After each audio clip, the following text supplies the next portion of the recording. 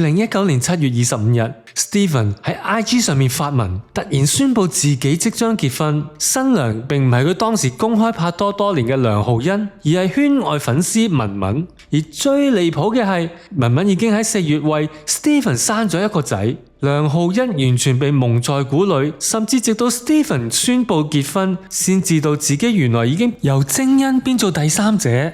傳媒開始調查 ，Stephen 被爆一腳踏五船。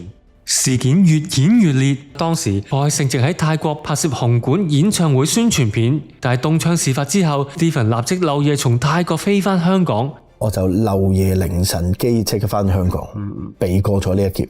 但係換嚟嘅就係背叛咗 Kenny， 一聲都冇講就走咗。